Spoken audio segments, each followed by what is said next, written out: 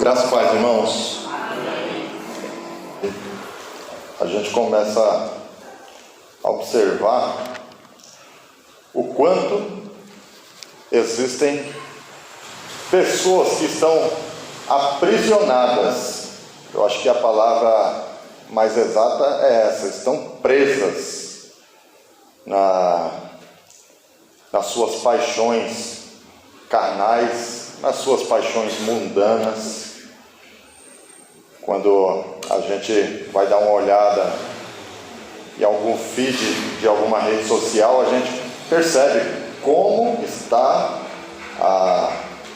a conduta moral do ser humano, principalmente nesses períodos em que, abre aspas e fecha aspas, está tudo liberado. E a gente percebe que as pessoas precisam se libertar, precisam de alguém para libertá-las. Quando nós olhamos os tempos de hoje e o período em que Jesus viveu, em aspectos culturais existem muita diferença, mas em questões pessoais, em questões da essência do ser humano, a mesma libertação que nós precisamos pregar hoje, porque quem está em Cristo já está liberto por Cristo. Da mesma forma, aquelas pessoas que viviam no período de Jesus também precisavam ser libertas. E a grande sacada ou o grande problema do negócio é alguém que está preso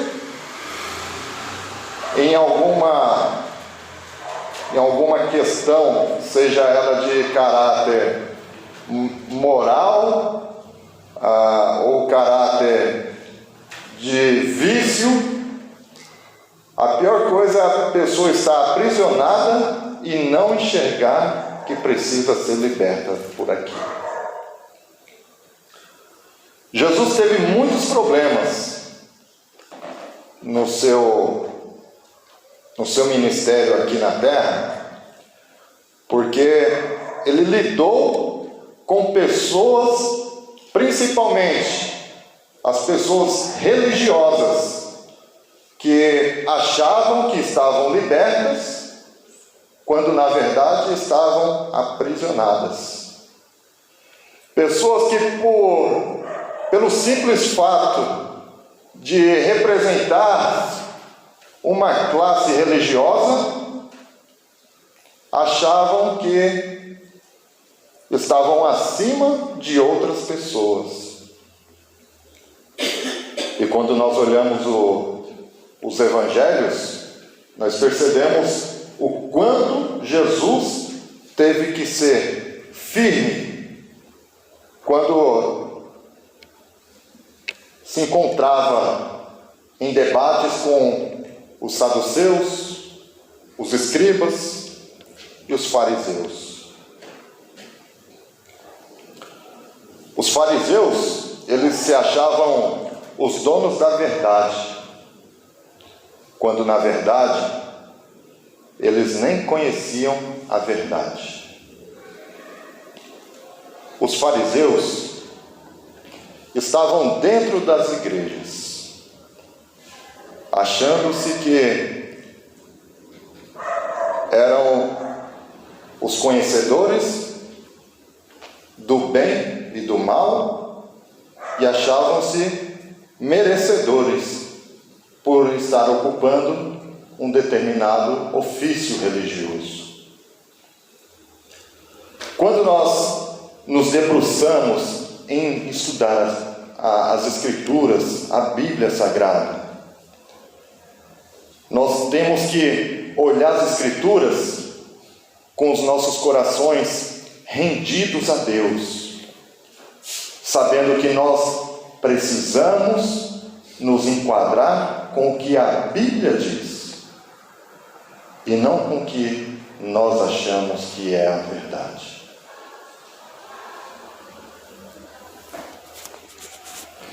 Então, eu gostaria de refletir com os irmãos se de fato nós somos realmente libertos. Se de fato a libertação que Jesus operou em nós, ela é visível e ela é vivida por cada um de nós, e a começar por mim.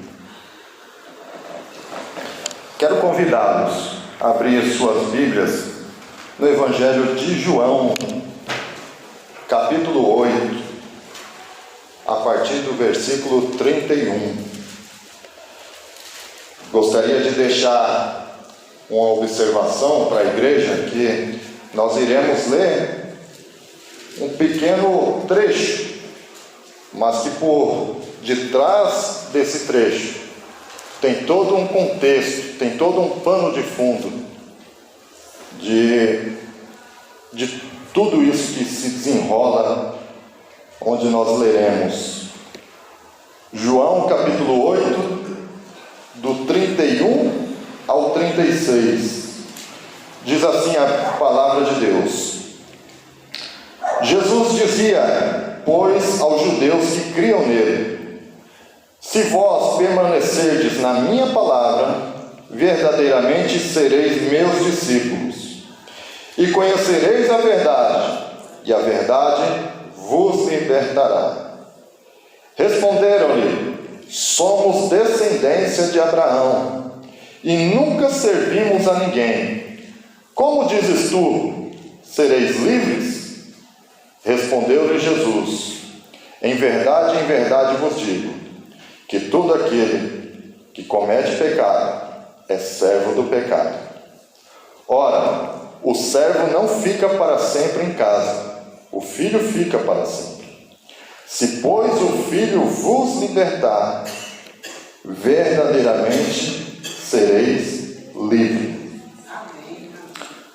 Querido Deus e amado Pai, nós rendemos graças a Ti. Que a Tua palavra, a ação do Espírito Santo, possa falar aos nossos corações nesse instante. Faça, Senhor, a Sua obra. Faça, ó Deus, aquilo que o Senhor deseja na vida de cada um de nós, na vida do Teu povo. No nome de Jesus, nós somos gratos por esta noite estarmos aqui. Em nome de Jesus. Amém. Nós vemos um episódio onde Jesus, mais uma vez, está argumentando e debatendo, combatendo as palavras dos fariseus. Como os irmãos, muitos já sabem, os fariseus, eles gostavam de confrontar Jesus, porque Jesus incomodava o sistema religioso. Jesus, ele veio com uma proposta de salvação, com uma proposta que as pessoas não esperavam, porque até então toda a nação de Israel esperava por um libertador, mas eles esperavam que esse libertador fosse pelo menos parecido com Davi, pelo menos parecido com os seus grandes reis, parecido com os seus grandes generais que Israel teve ao longo da história.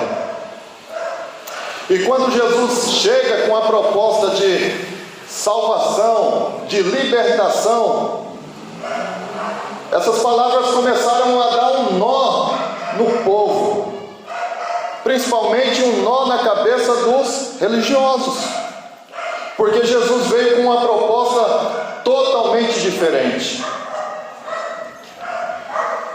E isso incomodou muito os fariseus. E eles começaram a dizer para Jesus: você está dizendo sobre libertação, que nós precisamos ser libertos? Nós já somos livres. Aqui há duas grandes contradições. Primeiro, o povo não eram libertos.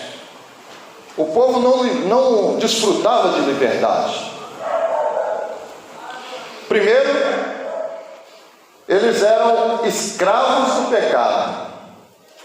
Pecado esse que foi herdado por Adão. Pecado que foi herdado lá em Gênesis capítulo 3, versículo 6.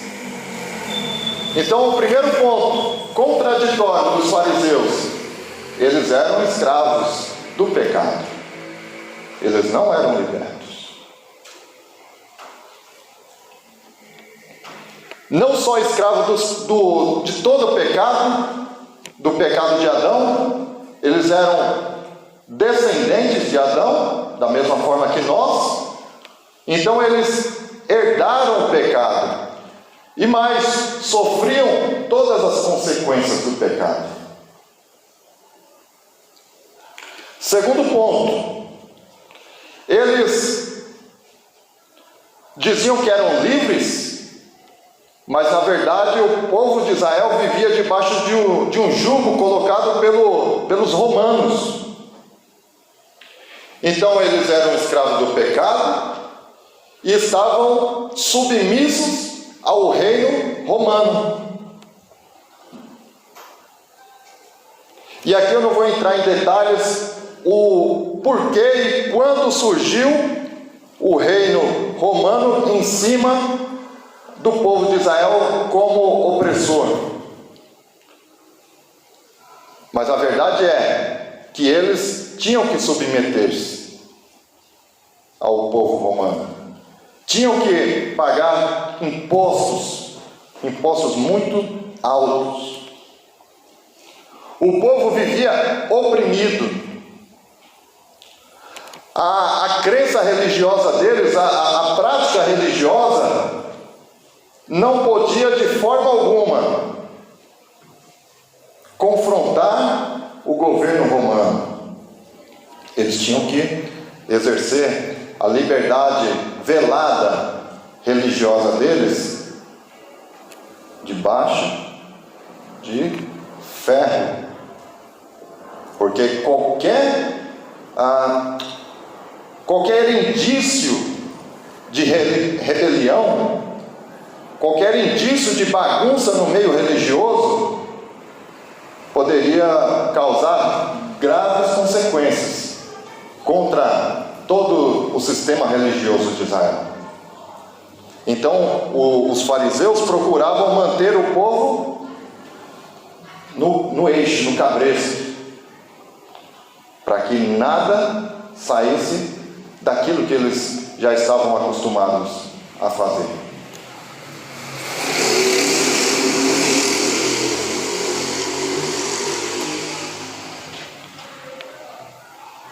Eles não enxergavam que eles precisavam ser libertos. Assim como outros grupos religiosos, eles não entendiam que estavam presos. E Jesus vem com essa proposta de libertação. Versículo 32 diz: e conhecereis a verdade, e a verdade vos libertará. Quando Jesus veio ao mundo, Ele veio para libertar a humanidade do pecado. E a grande missão de Jesus é para que nós, Igreja do Senhor, fôssemos libertos do pecado também. O grande objetivo de Jesus é fazer com que mais pessoas sejam libertas desse pecado. E o pecado nos conduz à separação eterna de Deus. Jesus Cristo veio ao mundo para desfazer as obras que o diabo fez para nos escravizar. As mesmas obras que o diabo operou lá em Gênesis, lá no Jardim do Éden, e que trouxe graves consequências até os dias de hoje. Jesus veio para desfazer essas obras. Quando nós nascemos, nós já nascemos em pecado, como diz o salmista Davi. Nós já nascemos debaixo de pecado. Eu acho muito bonito o texto de 1 João, capítulo 3, versículo 8, que diz assim: aquele que pratica o pecado é do diabo, porque o diabo vem pecando desde o princípio. Para isso o Filho de Deus se manifestou, para destruir as obras do diabo.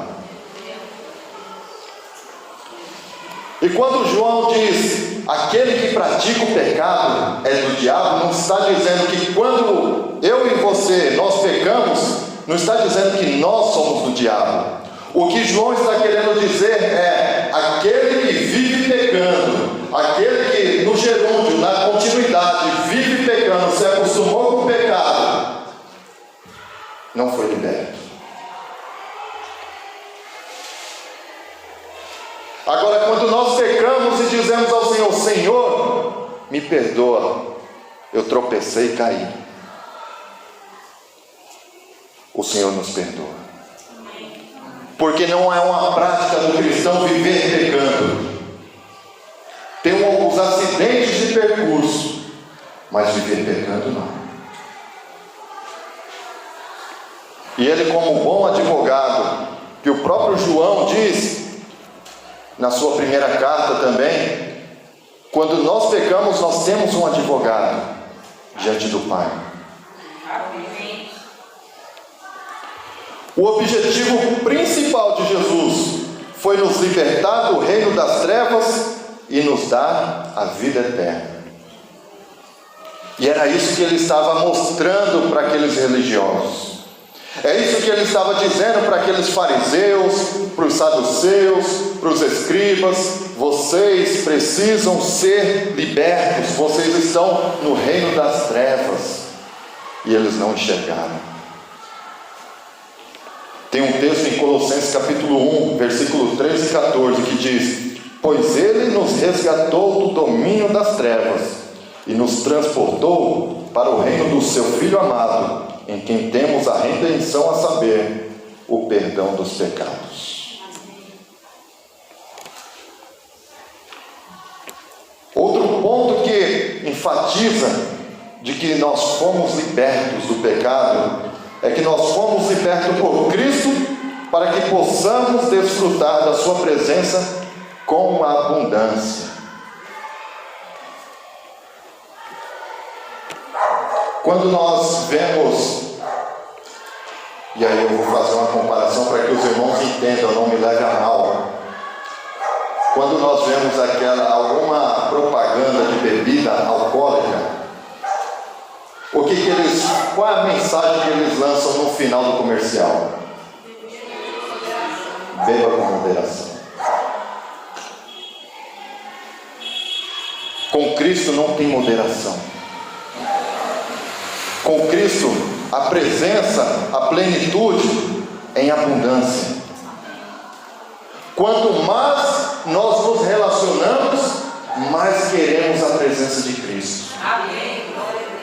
Quanto mais buscamos a Deus, mais queremos estar perto do Senhor. Quando a ovelha entende que Jesus é o supremo pastor, a ovelha começa a estar mais perto desse pastor. Nós temos que entender que nós somos e fomos chamados para ser ovelha, para estar perto desse pastor. Para que ele possa nos levar a águas tranquilas, porque estamos libertos por ele. Entendermos que Jesus já fez tudo por nós. E não é uma questão de autoajuda, não. É porque o amor dele é tão grande, é tão infinito, que ele viu que valia a pena entregar a vida dele para alcançar toda a humanidade. E qual é a relação que nós temos tido com o Cristo?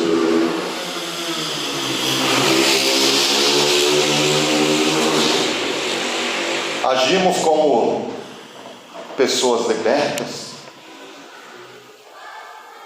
No texto de João, capítulo 10, versículo 10 e 11, Jesus diz a esse mesmo grupo de pessoas religiosas: o ladrão vem apenas para furtar, ou seja, roubar, matar e destruir. Eu vim para que tenham vida e a tenham em abundância.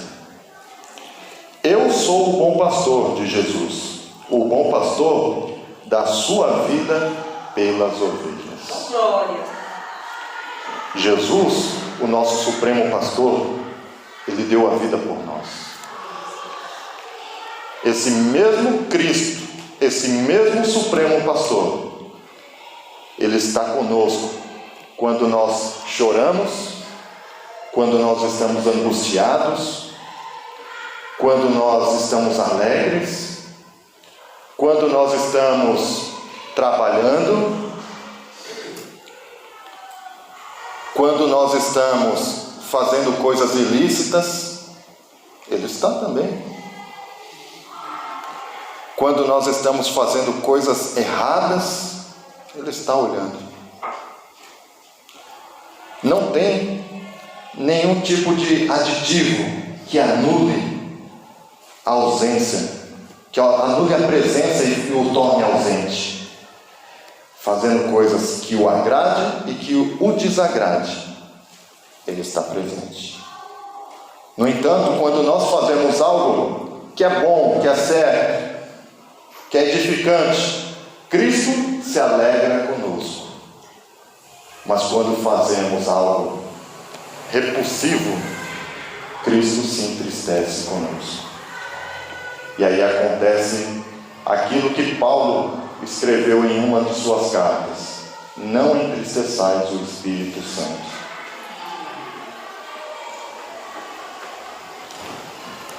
Jesus estava dizendo a um povo que estavam aprisionados pelas falsas crenças religiosas. Em toda a Bíblia, desde Gênesis até Apocalipse, iremos nos deparar com o povo de Deus namorando falsas crenças. Já percebeu que desde Adão e Eva, passando pelos patriarcas, Abraão, Isaac, Jacó, José, Moisés, Josué, e aí vem os juízes, vem os reis, vem os profetas. Em todo esse período, o povo de Deus seguiam a Deus, o Deus de Israel, mas esse povo sempre namorou outras crenças. Esse povo sempre paquerou os costumes religiosos pagãos que os povos faziam fora da nação de Israel. E aí a gente percebe que em várias passagens esse mesmo povo de Deus abandonava o seu Deus e se dobrava diante de ídolos, faziam sacrifícios para ídolos. Em alguns momentos ofereciam seus filhos e jogavam seus filhos na fogueira, oferecendo a deuses pagãos. Povo de Deus, a que ponto nós, como povo de Deus, nós podemos chegar? Isso não é uma particularidade dessas pessoas, não, irmãos. Nos dias de hoje, pessoas estão fazendo a mesma coisa ou pior. Ser cristão hoje virou moda. O gospel. Ser gospel hoje atrai likes, atrai visualizações, atrai compartilhamentos. Se a pessoa for famosa, então, é difícil você ver um famoso convertido de verdade. Mas quando ele se converte de verdade, meu irmão, é muito bonito de se ver. Da mesma forma como nós, quando nós nos convertemos, quando nós recebemos a Cristo e nos rendemos a Jesus, E em vez ou outra no percurso, a gente já se encontrou flertando, paquerando outros costumes religiosos. A gente já se viu namorando algumas práticas que não eram legais. E se ainda não nos arrependemos por conta disso, hoje é o dia exato para que a gente se arrependa. Para que a gente de verdade queira ser liberto. Desfrutemos dessa liberdade. Aprisionado pelas falsas crenças. O povo de Deus é alguém que foi liberto. Nós somos libertos. Mas que nunca se contentou com o que Deus lhes deu. Nas Escrituras, nós vemos que o povo de Deus dificilmente se contentava com aquilo que Deus dava para eles. Foi assim com o povo no deserto. Foi assim com o povo que eram governados pelo próprio Deus, a teocracia. E aí rejeitam a Deus. Nós queremos um rei que governe sobre nós. As pessoas nunca se satisfarão. Sempre estarão insatisfeitas com alguma coisa. Ah, mas o culto poderia ser assim. Ah, mas o culto poderia ser assado. Ah, mas poderia fazer assim. Meus irmãos, o culto é para o Senhor, não é para nós. Amém. Às vezes nós vamos para casa e dizemos: Deus não falou comigo. Eu não senti a presença de Deus no meio dos louvores. Mas quem disse que os louvores foram para nós? Quem disse que o louvor é dedicado a nós? O louvor é dedicado a Deus. Dizer que nós temos fé, que nós somos libertos, é chegarmos aqui, não sentirmos nada, nenhum tipo de sentimento durante o louvor, ouvir a pregação, não sentir Deus falar ao seu coração, e mesmo assim você ir para a sua casa de volta dando glória a Deus e agradecendo pela oportunidade de estar aqui. Isso é ser liberto. Isso é ter fé. Entra século e termina século. Infelizmente o ciclo se repete. Foi assim na pré-reforma, já saindo dos tempos bíblicos. Foi assim na reforma e na pós-reforma. E tem sido assim até os dias de hoje. A pré-reforma e a reforma foi toda aquela revolução religiosa que aconteceu no século 14, 15 e 16 e o após 17. Durante todo esse período, o sistema religioso funcionava de uma maneira só.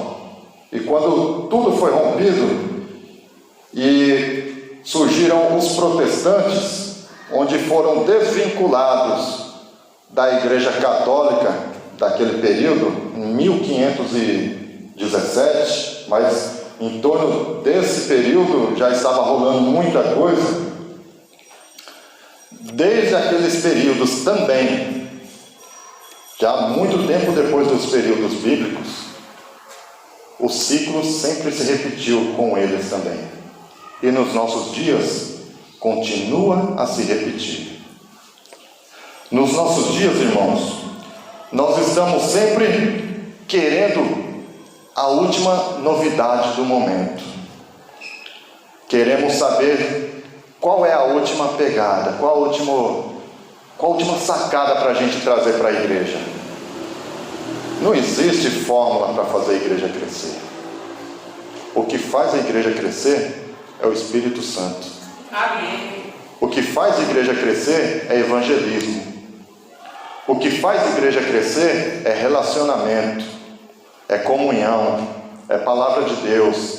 É o que está escrito lá em Atos capítulo 2, a partir do versículo 42. Que tudo aquilo que eles faziam caiu na graça do povo. e Deus foi acrescentando aqueles que iam sendo salvos. Não existe fórmula, irmãos. A fórmula pertence e é de propriedade exclusiva de Deus, não nossa. Não existe marketing na igreja, não existe coisas do mundo para querer fazer a igreja estar engajada. O que há é amor, comprometimento, relação, é piedade. Não é quem sabe mais, é se aquilo que nós sabemos vai servir para abençoar a vida do meu irmão. Porque conhecimento teológico, conhecimento bíblico sem piedade se torna arrogância. E onde há arrogância, o Espírito Santo de Deus não habita. Onde Deus habita é onde há humildade, submissão, reconhecimento dos meus erros, dos seus erros, dos nossos erros, e onde há pedido de perdão.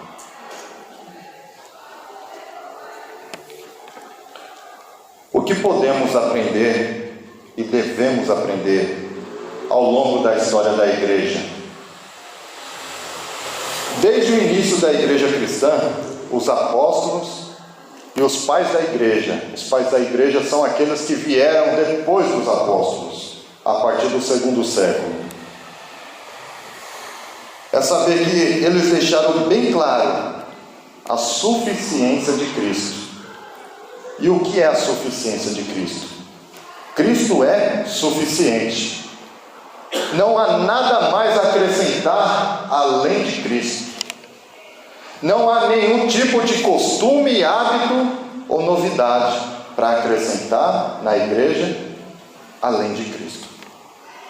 Aliás, Cristo é o único que deve promover o avivamento, porque o avivamento é encontrado no Cristo. A liberdade só encontramos em Cristo, porque Ele é quem pode nos libertar, porque Cristo é a própria verdade. Todo sincretismo vem para distorcer o que aprendemos com a Bíblia e com a tradição da igreja. Quando eu digo tradição da igreja, irmãos, é tudo que foi vivenciado pelos cristãos ao longo dos períodos da igreja, ao longo dos séculos. O que foi plantado, o sangue que foi derramado, as vidas que foram submetidas à vontade de Deus, os frutos dela está aqui. Porque toda a igreja, ao longo da história, sofreu algum tipo de perseguição, teve que lidar com algumas dificuldades, com alguns questionamentos, que nós hoje temos que arcar também, temos que lidar. Naquele período eram umas dificuldades, hoje são outras dificuldades. É a questão do relativismo, que não existe verdade absoluta. Como assim não existe verdade absoluta? É o pluralismo religioso, onde as suas diversas crenças religiosas é capaz de levá-los a Deus. Se é que existe um Deus, está inserido dentro desse costume do pluralismo também. E diversas ideias e crenças que vão surgindo, e pessoas que estão agarradas a essas ideias. E enquanto nós ficamos procurando qual é a nova moda, qual é a última novidade, olha, vocês viram aquela igreja lá nos Estados Unidos, estão há vários dias e semanas orando, o culto não para. Irmãos, pode acontecer em qualquer lugar, porque a presença de Deus está em todo lugar. Amém. Só que nós ficamos querendo pegar a melhor onda, e não existe essa de onda. Se a gente quiser pegar uma onda, a gente desce para o litoral e pega a onda lá. Aqui na igreja não tem onda, irmão. Aqui na igreja é rendição a Cristo. E o que seria sincretismo?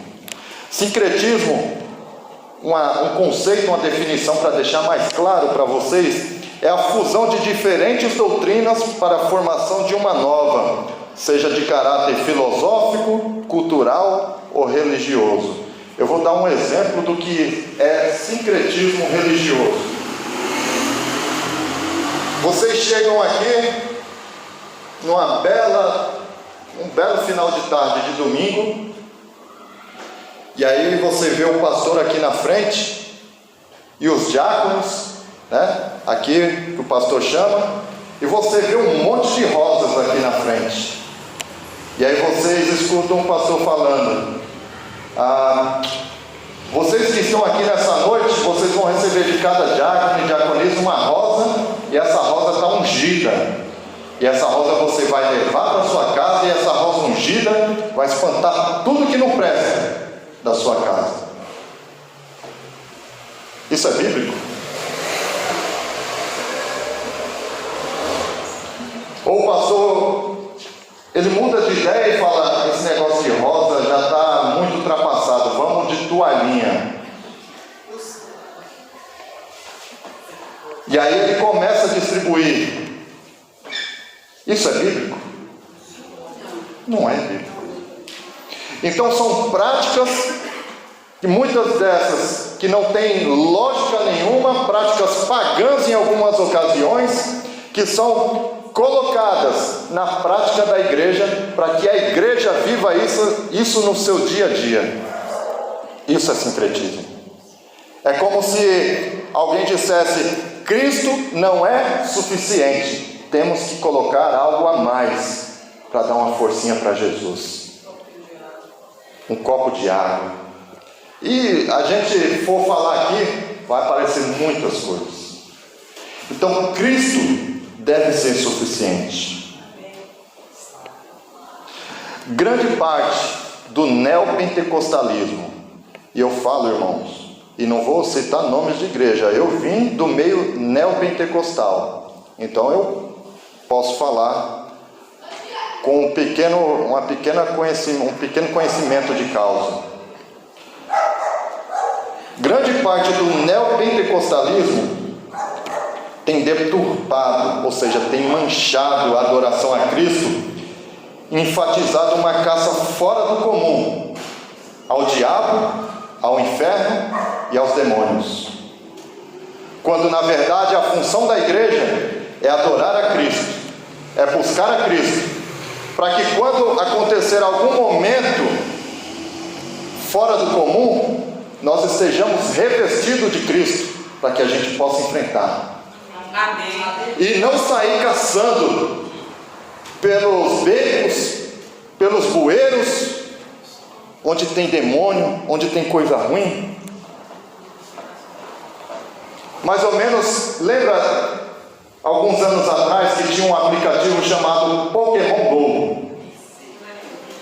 E aí em alguns lugares você via as pessoas com o celular assim mirando, e eu olhava aquilo e falava: meu Deus do céu, o que pessoa dentro do shopping, pessoa entrando no cemitério ali do lado onde eu trabalho, no shopping tem um cemitério, pessoa mirando o celular e entrando nos portões do cemitério lá para caçar Pokémon lá dentro. Tem crente que está assim desse jeito, caçando coisa ruim onde não existe, procurando motivo, não sei para quê. Se o tempo investido à procura de demônios, infernos, sei lá o que, fosse investido no conhecimento da palavra de Deus, no conhecimento e no relacionamento com Jesus, muitos cristãos estariam muito mais fortes.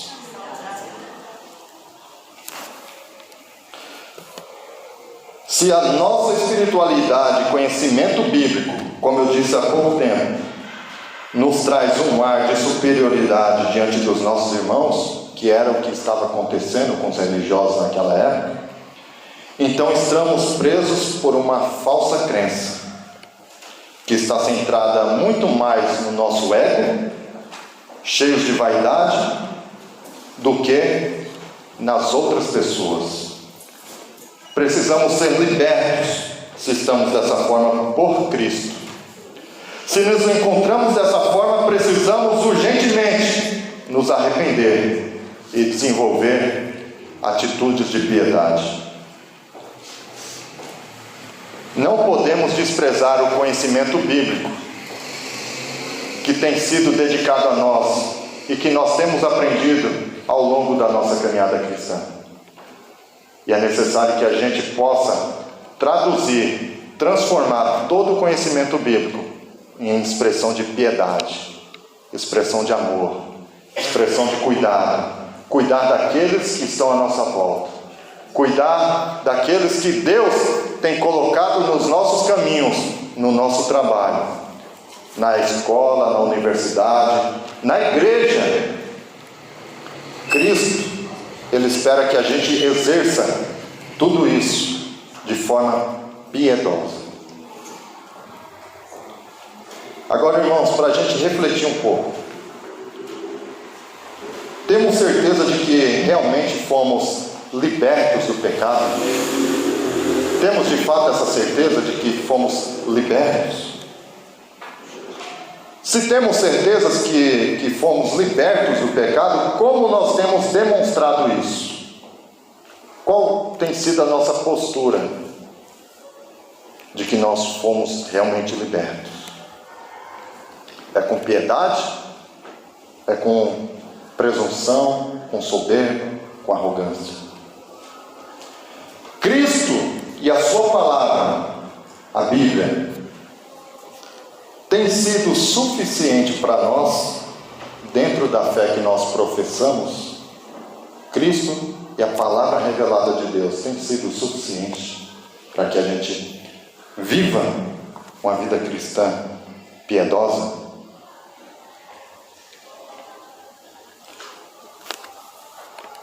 Para concluir, meus irmãos, 3 pontos.